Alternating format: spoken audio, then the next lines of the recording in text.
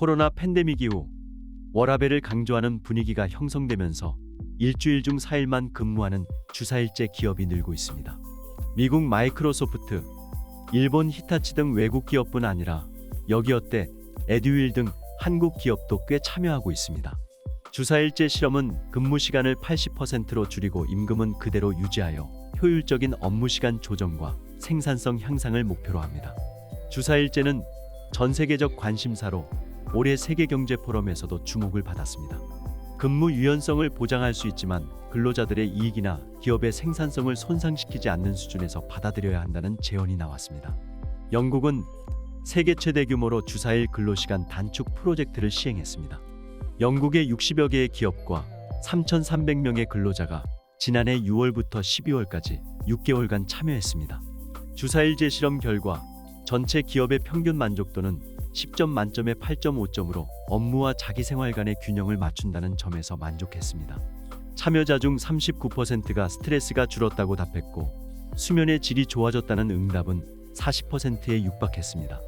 직원들의 평가 일수도 3분의 2가량 줄었고 이직도 전보다 57% 감소하는 효과를 보였습니다.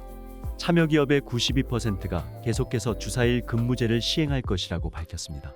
해당 실험 관계자는 광범위한 부문에 걸쳐 직원 복지가 극적으로 향상됐고 경영 생산성이 개선되거나 유지됐다고 평가했습니다. 하지만 주사일제에 대한 비관적인 시각도 나오고 있습니다. 미국의 한 업체는 주사일제 실험을 실시한 결과 직원들의 생산성과 행복도는 증가한 반면 스트레스는 늘어난 것으로 밝혀졌습니다. 바로 업무량과 업무 강도 때문입니다. 일하는 날은 줄어도 총 근로시간과 업무량은 그대로이기 때문에 오히려 업무 강도가 세진다는 것입니다. 그러다 보니 주사일제가 일시적인 만족감만 주고 그 효과는 오래가지 못한다는 우려도 있습니다. 한국은 주사일 근무제에 긍정적인 편입니다. 국내 스타트업계를 중심으로 단순 복지뿐 아니라 능률 향상의 목적으로 주사일제를 추진하고 있습니다.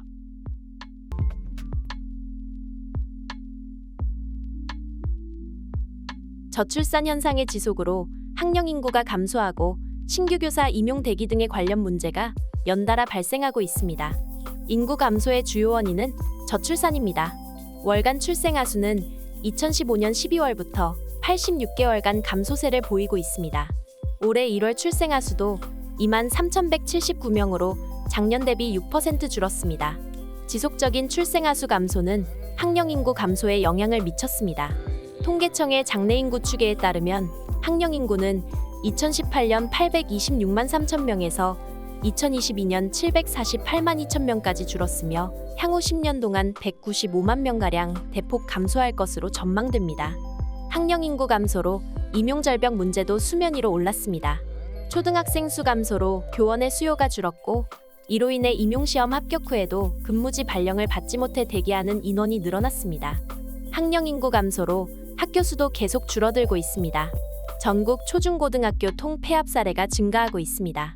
서울 광진구 화양초도 최근 폐교를 했습니다. 학교 운영을 위해 필요한 최소의 인원만을 갖추고 있는 소규모 학교는 올해 초등학교 53곳, 중학교 61곳, 고등학교 21곳 등 총 135곳입니다. 2027년 소규모 학교 수는 총 173곳으로 예측되며 향후 통폐합하는 학교도 늘어날 것으로 보입니다. 이 가운데 교육부는 지난 1월 교육전문대학원인 교전원 도입을 제안했습니다.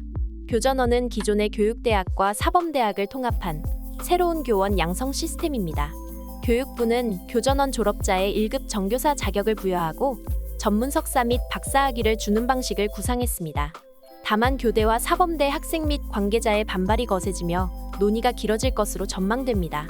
교육부는 교원 역량혁신 추진위원회 기반의 정기회의를 통해 오는 8월까지 교원 역량혁신 추진 방안 시안을 마련할 예정이며 권역별 공청회를 거쳐 올해 말까지는 방안을 확정할 방침입니다. 이처럼 저출산 현상이 학령 인구 감소로 이어져 그 여파가 악화되면서 여러 교육혁신 방침이 제안되고 있는 상황입니다. 학령 인구 감소와 더불어 교원 전문성 제고를 위해 교육 체계에 있어 많은 변화가 있을 것으로 전망됩니다. 유치원과 어린이집을 합치는 유보통합의 핵심 정책을 결정할 최상위 심의 의결기구인 영유아교육 보육통합 추진위원회가 출범했습니다. 유보통합 추진위에서는 교원 양성체계, 교육과정 개선, 통합 모델 구축 등 유보통합을 위한 준비를 진행하게 됩니다. 정부는 현재 교육부와 보건복지부로 이원화돼 있는 유치원과 어린이집 감독기관을 교육부로 통합하는 유보통합에 시동을 걸고 2025년까지 유치원과 어린이집의 통합기관 출범을 목표로 잡았습니다. 유보통합은 윤석열 정부의 저출산 정책 5대 핵심 과제 중 하나입니다. 촘촘하고 질 높은 돌봄과 교육을 통해 모든 영유아에게 양질의 교육 서비스를 제공하는 것이 목표입니다. 현행 아동교육 보육기관의 이원화 체제는 어떤 기관을 선택하는지에 따라 취약전 교육 돌봄 서비스 격차가 큰 것이 문제입니다. 유보통합은 30년간 교육계의 난제로 남아 있습니다. 김영삼 정부가 1995년 발표한 531 교육개혁에서 유보통합 논의가 시작됐습니다. 하지만 국공립유치원, 사립유치원, 국공립어린이집, 사립어린이집 등 이해관계로 인해 이견을 좁히기 쉽지 않았습니다. 이명박 정부는 만 3에서 5세 공통교육과정인 누리과정을 만들면서 유치원과 어린이집의 교육과정 통합에 성공했습니다. 다만 그 이후로 추가적인 진전이 이뤄지지 않아 유보통합은 답보 상태에 머물렀습니다. 특히 유치원과 어린이집 교사 자격이 다른 것이 유보통합의 가장 큰 쟁점입니다. 유치원 교사가 되기 위해서는 전문대 이상 유아교육과를 졸업해 유치원 정교사 자격증 취득이 필요합니다. 어린이집 보육교사는 학점은행제와 같은 온라인 강좌 수강으로도 자격증을 취득할 수 있어 유치원 교사에 비해 문턱이 상대적으로 낮은 편입니다. 교육부는 유보통합 추진을 앞두고 유보통합 선도교육청을 운영할 예정입니다. 올해 하반기부터 교육 돌봄 격차를 완화하고 교육 돌봄의 질을 높이는 과제를 선제적으로 시행할 선도교육청을 지정하는 것입니다. 선도교육청은 지역 차원에서 학부모 부담 경감, 돌봄 여건 개선, 안전한 교육 돌봄 환경 개선 등의 과제를 수행하게 됩니다. 교육부는 선도교육청의 운영 사례를 모아 유보통합으로 탄생할 새로운 통합기관 확립에 활용할 예정입니다.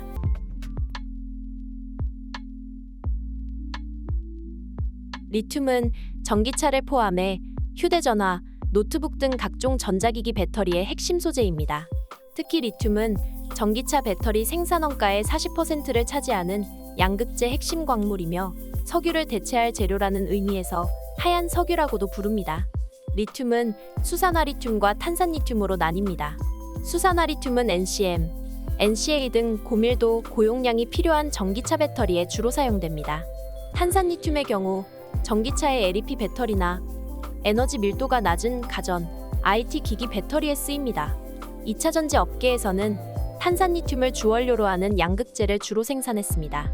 현재는 전기차 주행거리를 늘리기 위해 2차 전지 기술이 발전하며 80% 이상의 니켈이 함유된 양극재가 개발되고 있습니다. 그리고 ESE는 수산화 리튬 수요가 증가하고 있는 것입니다. 스마트 기기와 전기차 시장이 커지며 리튬의 가치는 급부상했습니다. 글로벌 자동차 회사들은 친환경 정책에 맞춰 전기차 모델을 공개하고 있으며 한국을 포함한 주요 국가들은 배터리 주도권을 잡기 위해 리튬 확보 경쟁을 펼치고 있습니다. 미국 지질조사국의 지난해 통계에 따르면 이용할 수 있는 리튬 기준, 세계에서 리튬이 가장 많이 매장된 나라는 칠레로 총 920만 톤이 매장돼 있습니다. 그리고 호주와 아르헨티나가 그 뒤를 이었습니다. 올해 2월, 인도 매체에 따르면 인도 현지 지질조사연구소가 인도 북부에서 대규모의 리튬이 매장된 것을 확인했다는 사실을 알렸습니다. 매장량은 590만 톤으로 추정되며 매장된 리튬이 개발 가능한 것으로 확인될 시 인도는 세계 2위의 리튬 강국이 될 수 있습니다. 국제에너지기구는 2040년까지 리튬 수요가 현재의 40배 이상 증가할 것으로 예상합니다. 글로벌 전기차 시장의 급격한 성장으로 내년부터 전 세계적으로 본격적인 리튬 공급 부족이 발생할 것이란 예측도 나옵니다.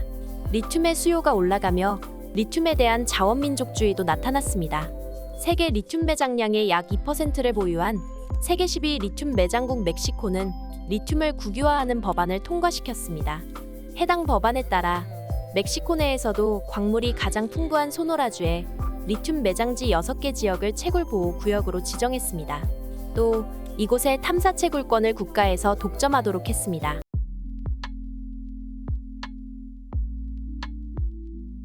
소득세의 일종인 금융투자소득세는 2020년 여야 합의로 도입법안이 통과되어 2023년부터 시행 예정이었으나 여야 간 합의로 시행을 2년 유예하기로 2022년 12월 22일 확정하였습니다. 금융투자소득세는 소득세의 일종으로 국내외 주식, 채권, 펀드, 파생상품 등 금융투자와 관련해 발생한 자본이익에 대해 과세하는 제도로 금투세라는 약칭으로 불립니다. 현재 투자 이익에 대해 내야 하는 세금의 분류는 이자소득세, 배당소득세, 비과세, 양도소득세로 분류되는데 금투세 시행 이후에는 금융투자소득세, 이자소득세, 배당소득세로 분류됩니다. 세율은 기본 금융투자소득세 20% 플러스 지방소득세 2%로 총 22%이며 1년에 과세표준 3억 원을 초과하는 소득이 발생한 경우 과세표준 3억 초과분에 대해서만 가산하여 금융투자소득세 25% 플러스 지방소득세 2.5%로 총 27.5%입니다. 기존의 세제와 주요 차이점은 첫째로 국내 상장 주식 매매 차익이 전면 과세됩니다. 둘째로 펀드의 매매 차익에 대한 과세 방법이 기존의 배당소득세에서 금융투자소득세로 변경됩니다. 셋째로 비과세되던 채권의 매매 차익이 과세됩니다. 세금의 납부는 금융회사가 금융투자소득세를 원천 징수하게 됩니다. 세액 계산 방법으로는 이익과 손실을 합산한 후 세금을 계산하고 과거에 얻은 손실인 2월 결손금이 있다면 손익에서 공제하며 기본 공제 후 세율과 곱해 산정하게 됩니다. 다만 2023년 시행되기로 하였던 금융투자소득세는 반대 목소리가 커져 윤석열 정부가 2년 더 유예하며 지켜보자고 주장하며 시행되지 못했습니다.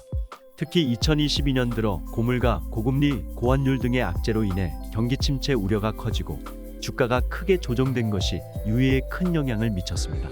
또한 개인 투자자들을 중심으로 반대 목소리가 큽니다. 이유로는 투자 심리를 꺾어 주식시장의 자금 이탈을 부추긴다라는 입장입니다. 특히 국내 투자자들이 국내 주식을 하는 이유는 미국 주식에 투자하는 것과 달리 비과세라는 점이 크게 작용합니다. 그렇다면 이반자들의 과세 목적은 무엇일까요? 더불어민주당을 비롯한 야당은 공정과세, 핀셋과세, 소득 있는 곳에 세금이 있어야 한다라는 명분과 자본시장 선진화와 건전한 투자문화 장려라는 명분을 내세우고 있습니다. 현재는 유예이기 때문에 별다른 일이 없으면 2025년 금융투자소득세는 시행될 예정입니다. 여러분은 유예 후의 도입에 찬성하시나요? 반대하시나요?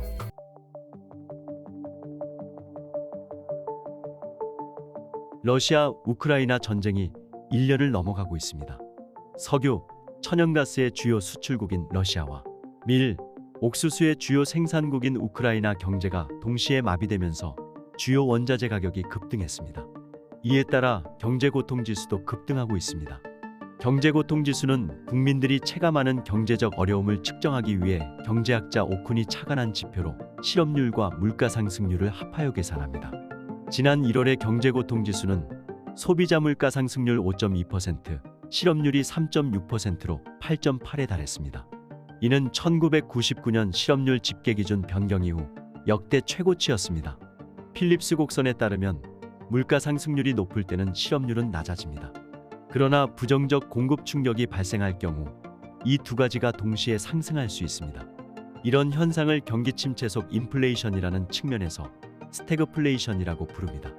스태그플레이션으로 경제고통지수가 높아지면 중앙은행은 물가 안정과 완전 고용을 동시에 추구해야 하는 어려운 상황에 처합니다. 물가 상승률을 낮추기 위한 금리 인상은 실업률 상승과 경기 침체를 초래하고 사람들의 생계를 더욱 어렵게 하므로 선뜻 선택하기 어렵습니다. 그러나 조기에 물가 상승을 억제하지 못하면 사람들의 물가 상승에 대한 기대치가 높게 형성될 수 있습니다.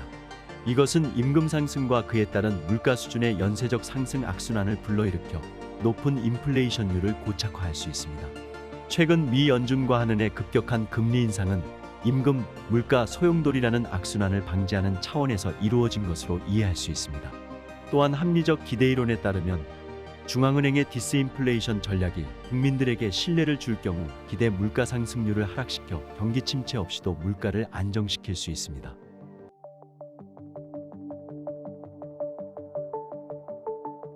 이상기후 현상과 코로나19 팬데믹을 경험한 이후 환경을 생각하는 소비자들이 증가하고 있으며 이에 기업들도 친환경 활동을 강화하고 있습니다.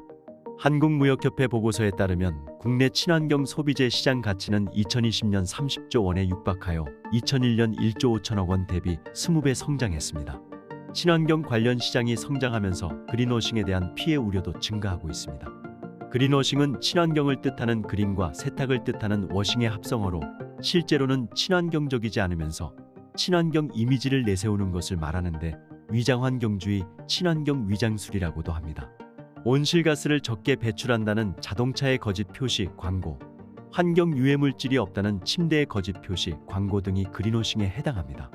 미국 FTC가 환경에 관련하여 거짓 표시, 광고로 제재한 사례를 살펴보면 유통업체가 레이온 섬유 제품으로 만든 제품을 대나무로 만들었다고 표시, 광고하여 친환경 제품으로 오인하게 한 경우와 페인트 업체가 자사의 페인트 제품은 도포 중 화학물질을 방출하지 않는다고 주장했으나 입증된 근거가 없이 해당 표현을 사용한 경우 등이 있었습니다.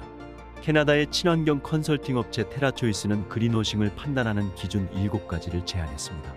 테라초이스의 그린워싱 판단 기준 7가지에는 상충효과, 숨기기, 불충분한 증거, 애매한 주장, 관련 없는 주장, 유해 상품 정당화, 거짓말, 허위 라벨 부착이 있습니다. 그린워싱은 제품의 환경 관련 정보에 대한 거짓 표시로 소비자의 선택권을 침해하고 소비자 편익에 부정적인 영향을 미치며 기업 측면에서는 그린워싱으로 인해 장기적으로 기업의 이미지가 훼손되고 기업 가치가 하락할 수 있습니다. 영국의 규제기관인 경쟁시장청은 환경 관련 광고 제품 구매 시 소비자 주의사항을 제안했습니다.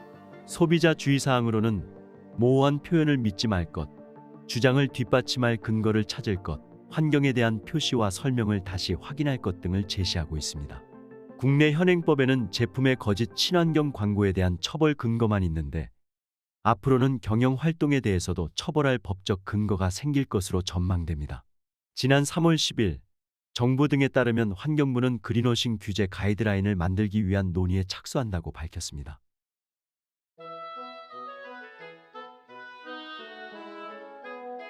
패밀리오피스는 고액 자산가 및 가문의 자산 배분, 상속증여, 세금 문제 등 자산 운용을 전담해 처리하는 자산 운용사를 말합니다. 패밀리오피스는 최소 규모 1,000억 원으로 자산 운용사를 비롯해 자선재단, 헤지펀드 등 다양한 형태를 가집니다. 가업 승계나 재단 설립 등 가문을 위한 1:1 종합 솔루션을 제공하기도 합니다. 패밀리오피스 용어는 미국 석유왕 록펠러가 1882년 록펠러 패밀리오피스를 설립하며 처음 사용됐습니다. 그 이후로 미국과 유럽 등지에서 꾸준히 발전해 왔습니다. 특히 패밀리오피스는 자산관리를 넘어서 사회공헌 활동에도 참여하며 가문의 전통을 중시한다는 점에서 자산관리만 하는 프라이빗 뱅킹과 차이가 있습니다. 가문의 전통과 가치를 전파하고 노블레스 오블리주를 실현하는 역할도 하는 것입니다. 운용 형태의 경우 초기에는 가문의 자산을 운용하기 위해 개인자산 100% 지분으로 설립한 개인형이었으나 점점 여러 가문의 자산을 운용하는 다중형으로 발전했습니다. 최근에는 기업형 패밀리오피스도 늘고 있습니다. 최근에는 기존 금융회사들도 패밀리오피스 전담부서를 신설하는 추세입니다. UBS, 골드만삭스 등 글로벌 금융회사들은 고액 자산가를 위한 패밀리오피스 전담 조직을 통해 다양한 자산관리 서비스를 지원하고 있습니다. 국내에선 미래에셋증권이 2011년 증권업계 최초로 패밀리오피스 서비스를 시작했습니다.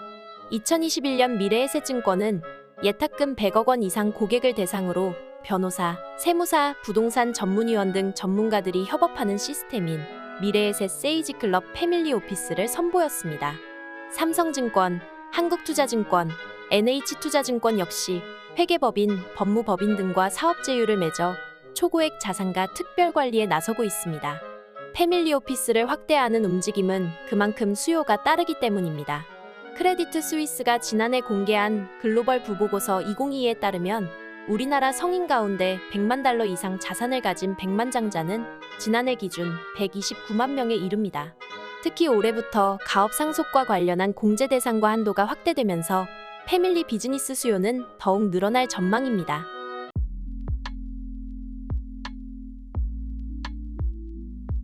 공개 매수는 주로 경영권을 지배하기 위해 주식의 매입 희망자가 매입 기간, 주수 가격을 공표해 증권시장 밖에서 공개적으로 매수하는 방식입니다. 이는 기업 인수합병의 한 형태입니다. 특정 기업을 인수하기 위해 주식을 공개적으로 매입한다는 의사를 밝히고 현 시가보다 비싼 가격으로 살 테니 주식을 팔라는 형식으로 제의하는 것입니다.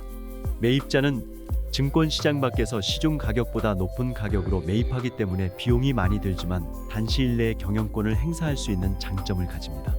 주주들의 경우 시가보다 비싼 가격에 팔 수 있는 것입니다.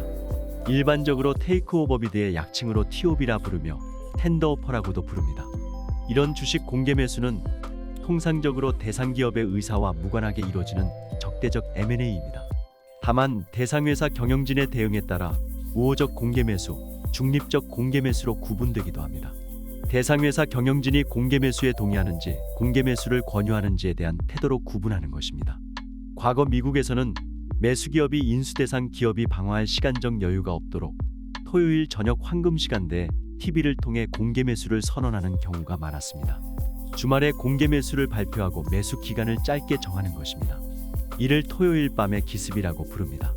공개 매수는 기업의 대주주나 경영진이 모르도록 주식을 매입하는 기업 사냥의 폐해를 막기 위해 도입된 제도입니다.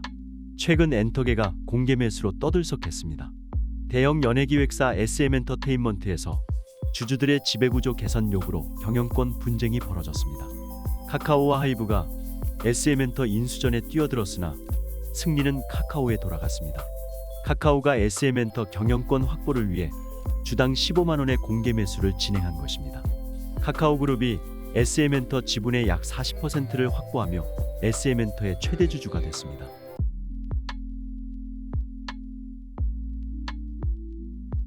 코코본드란 특정 사안 발생 시 전환할 수 있는 채권이라는 뜻이다.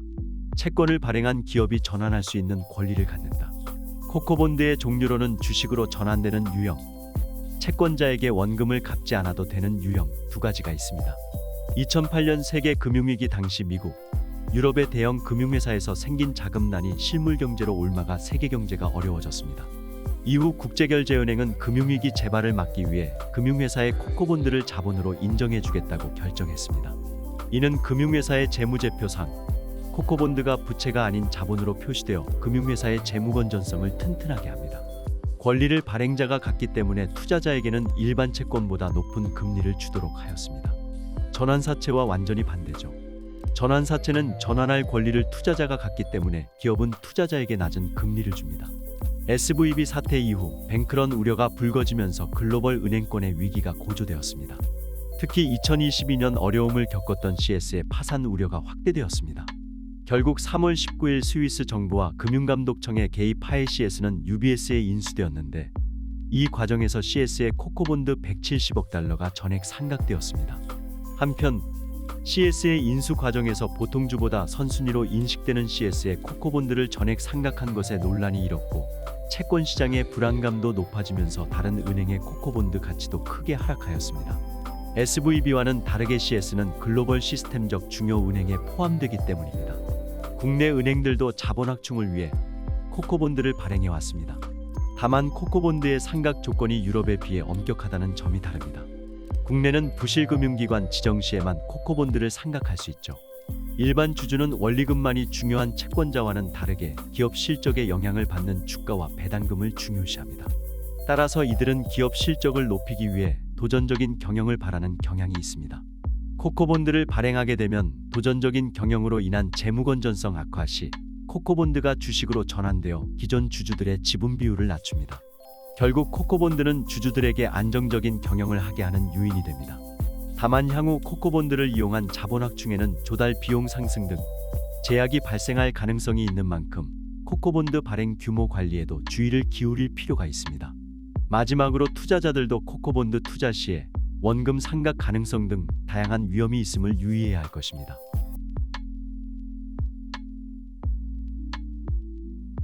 부동산의 적정 가격을 판단하는 가장 기본적인 지표로 PIR과 RIR이 있습니다.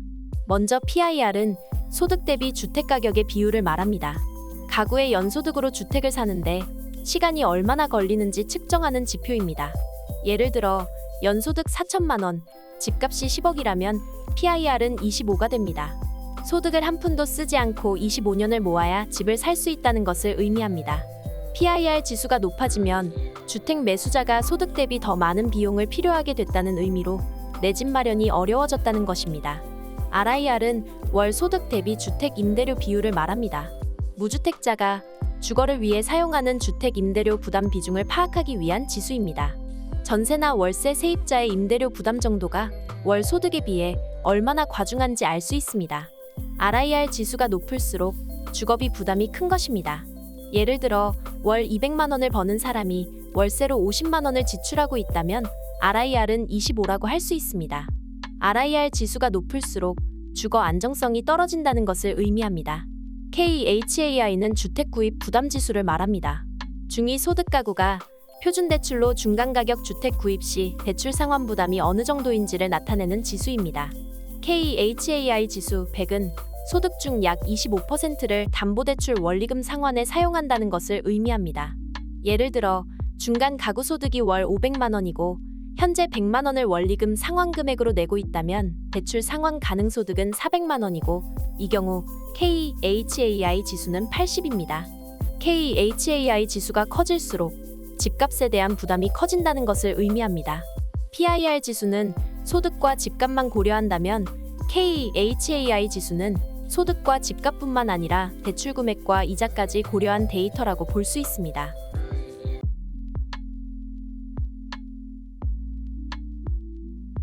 오는 6월 말 출시 예정인 청년도약계좌는 청년층의 중장기적 자산 형성 기회를 지원하기 위한 정책형 금융상품입니다. 매달 일정 금액을 5년간 납입하면 정부 지원금과 은행이자를 더한 금액을 만기 수령 가능한 구성으로 교육, 취업, 주거 등에 활용할 청년층의 목돈 마련에 도움을 주고자 도입됐습니다. 청년에게 공정한 도약의 기회 보장이라는 현 정부의 국정과제의 일환이기도 한 청년도약계좌는 2023년 총 3,678억 원의 예산을 통해 추진될 예정입니다. 청년도약계좌는 매달 70만 원씩 5년간 적금하면 지원금 등을 더해 최대 5천만 원가량의 목돈을 만들 수 있도록 설계됐습니다. 청년도약계좌의 가입 자격은 개인소득 6천만 원 이하이면서 동시에 가구소득 중위 180% 이하인 19에서 34세 청년입니다. 개인소득 6천만 원 초과 7,500만 원 이하인 청년도 가입할 수 있으나 정부 기여금 지급 대상에서는 제외됩니다.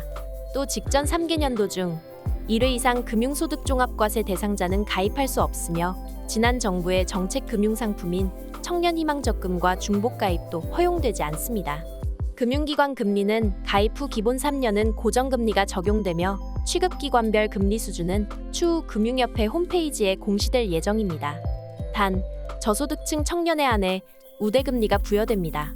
정부기여금 규모는 월 납입액 40에서 70만 원에서 정부 매칭 최대 6% 기준으로 편성되며 개인소득이 낮을수록 많은 지원을 받도록 구성돼 있습니다.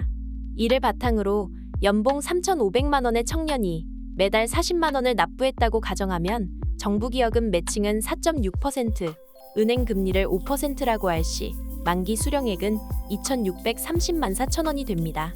다만 출시 이전 중도해지가 많을 수도 있다는 우려도 제기됩니다. 가입 기간도 길고 매달 납입 금액도 저소득층 청년이 내기엔 크다는 점이 지적됩니다. 이러한 우려에 금융위원회는 청년 자산 형성 정책 평가 및 개선 방향이라는 내용의 정책 연구 용역을 냈습니다.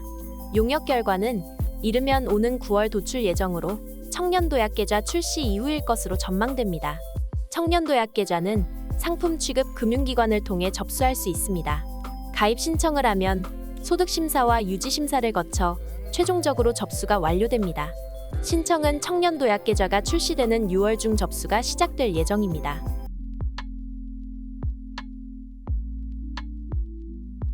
편의점 아르바이트는 출퇴근 업무 시간을 명확히 확인할 수 있지만 특정 성과를 내는데 몇 시간 일했는지 산출이 어려운 분야도 있습니다. 그리고 이런 분야의 직종에 포괄임금제가 사용됩니다. 포괄임금제는 근로계약 체결 시 연장, 야간, 휴일 근로 등을 정해 예정된 수당을 지급하는 계약 방식을 뜻합니다.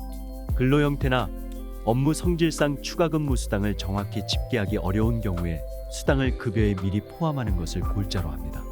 포괄임금제는 기본급의 법정 수당이 모두 포함된 정액급과 기본급과 수당 총액을 구분해서 환산하는 정액수당으로 나뉩니다. 포괄임금제는 기본 월급에 연장 근로나 휴일 근무 등에 따른 각종 수당을 미리 산정한 후 임금을 지급합니다. 한국경제연구원이 2017년 매출액 600대 기업을 대상으로 조사한 결과 응답 기업 195개사 중 57.9%에 해당하는 113개사가 포괄임금제를 도입했습니다. 다만 이를 많이 해도 이미 정해져 있는 급여를 초과해 받을 수 없다는 점이 지적됩니다. 이에 일각에선 포괄임금제 폐지를 주장합니다. 일각에서는 포괄임금제가 일괄 폐지될 시 부작용이 발생할 수 있다는 점에서 포괄임금제는 유지되어야 한다고 주장합니다. 폐지보다는 현 방식에서 오남용을 막을 대책안을 세우는 것이 합당하다는 의견도 제기됩니다. 사실상 현행 근로기준법에 포괄임금제라는 용어는 없습니다. 1974년 대법원이 산업 현장 내 관행을 처음으로 인정하면서 마치 법적 제도처럼 광범위하게 쓰이고 있습니다. 이 때문에 법적 가이드라인이 필요하다며 근로기준법에 포괄임금 규제안을 명시하는 등 오남용을 막기 위한 규제의 필요성도 꾸준히 제시되는 것입니다.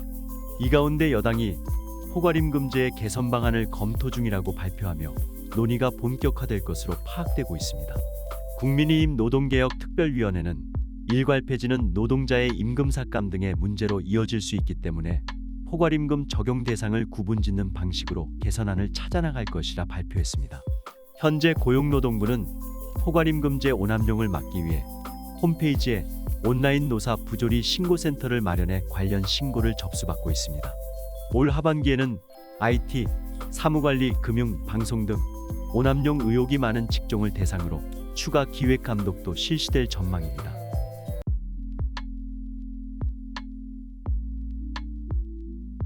세이온페이란 금융사 경영진의 보수 결정 과정에 주주가 참여해 그 적정 여부를 판단하는 제도를 말합니다. 세이온페이는 법적 구속력은 없지만 임원진 보수에 대한 주주들의 의견이 공개된다는 점에서 보수를 감시하고 부담을 줄 수 있는 효과가 있습니다. 현재 미국과 영국에서 시행하고 있는 이 제도는 1990년대 공기업들의 민영화로 경영진들의 과도한 보상이 문제가 되자 영국에서부터 시작됐습니다. 2008년 글로벌 금융위기 이후 일반 사원과 임원진 간의 임금 격차가 심화되자 미국에서도 2010년 도드 프랭크 금융개혁법에 따라 세이온페이 제도를 도입했습니다. 한편 금융사 임직원이 기업 손실이나 비윤리적인 행동을 할 경우 성과급을 삭감하거나 취소하도록 하는 제도인 클로백도 있습니다. 클로백은 환수라는 뜻의 영단어로 2008년 글로벌 금융위기 이후 미국과 유럽의 금융업계를 중심으로 도입됐습니다. 최근 세이온페이와 클로백 제도의 국내 도입 가능성이 제기됐습니다. 국민들의 고금리난에도 불구하고 은행들은 과도한 성과급 잔치를 벌인다는 지적이 이어지자 금융당국이 나서 클로백과 세이온페이를 언급했습니다. 지난 4월 19일 금융위원회는 은행권 경영, 영업관행, 제도 개선 TF 6차 실무 작업반 회의를 열고 주주 권한을 강화하는 세이온페이를 도입하기로 결정했습니다. 앞으로는 개별 등기임원 보수 지급 계획을 주주총회에서 설명해 주주들에게 보수에 대한 정보를 제공하고 의견 표명도 가능해질 것으로 보입니다. 하지만 이전 회의에서 검토됐던 클로백에 대해서는 성과급을 줬다가 다시 빼앗는 것으로 법적 분쟁 소지가 많다고 밝히며 당초 강경 입장에서 한 발짝 물러섰습니다.